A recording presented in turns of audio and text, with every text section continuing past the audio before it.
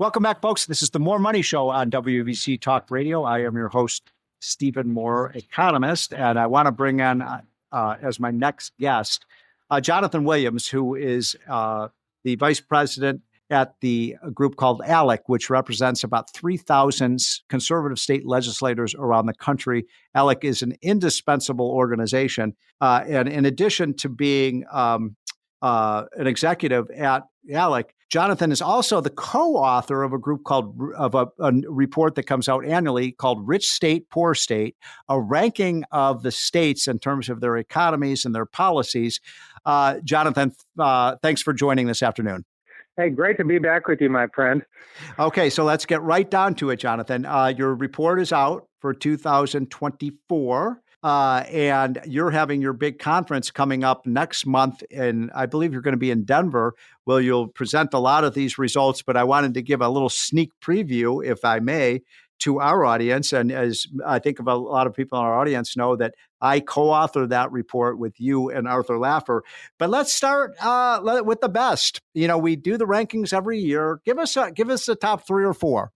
Well, Steve, this has been a really consistent story at the top of the Rich States, Poor States rankings, because for all 17 editions for our economic outlook ranking, which includes things like taxes and regulation and labor policy, things we know matter for growth, Utah has been the number one state for each and every one of these 17 years. Well, every year. It's been an incredible track record. It really has. I mean, nobody has been able to dethrone them. So that is pretty amazing. How many years have we done this now? 16, 17, something like that? 17 as of this year. And, from the start, though, I mean, it's kind of interesting to say, in year one, it was when John Huntsman Jr. was governor of Utah, they created a flat tax. And they were one of the first states in America to go from a progressive income tax to a single rate flat tax. One of the best things states can do if you keep your income tax. Of course, Steve, you and I both talk about all the time, the best flat tax is the 0% rate flat tax and get rid of the income tax altogether for economic growth. But Utah from year one did that. And then they come back with our good friends like Senate President Stuart Adams on the ALEC board and many other of these great legislators keep cutting the rates. And it's just been so impressive between that and their property tax reform and pension reform. Utah's been an economic powerhouse. And by the way, they are a right to work state, right? Their right to work. I mean, they've just got so many great things, but I mean, it's not just us saying they're number one. They are the fastest growing state in America over the last decade when you look at population growth. And even I think U.S. News and World Report said now for the second year in a row, they're number one for their economic measure. But we like to say we were for Utah before they were for Utah. We've had about 15 years head start.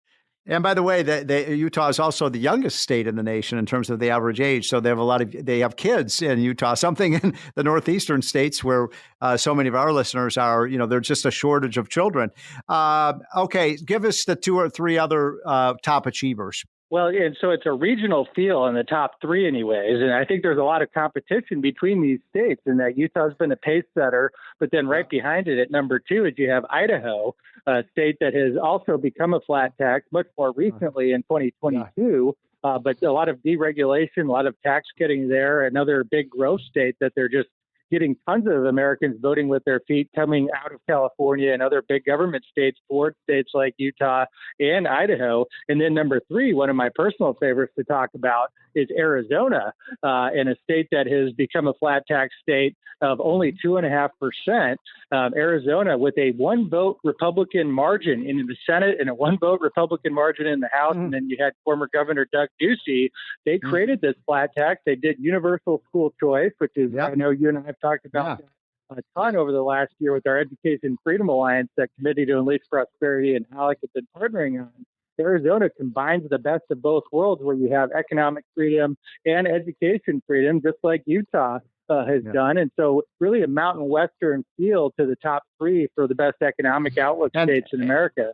And all these states are doing really well economically, too. I mean, anybody who's been to Arizona or Utah or Idaho, you see so much of the growth in these states. I mean, these ideas really work. Okay, now I hate to do it, but we have to talk, Jonathan, about the states that are at the bottom of the heap. And why don't you give us the starting from which state came out worse this year?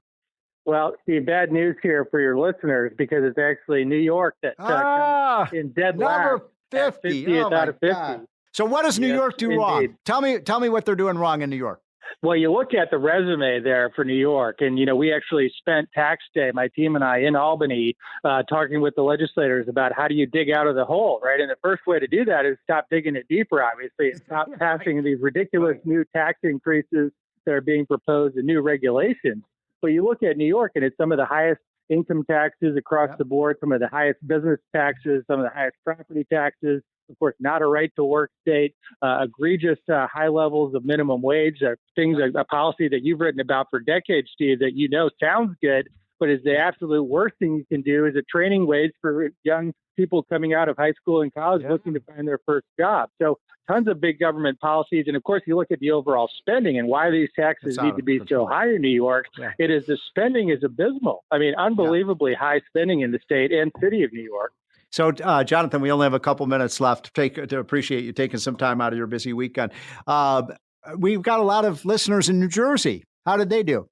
A little bit better, but still bottom 5 or 6 states there. New Jersey comes in at 46 out of the 50 states. I mean, not a surprise.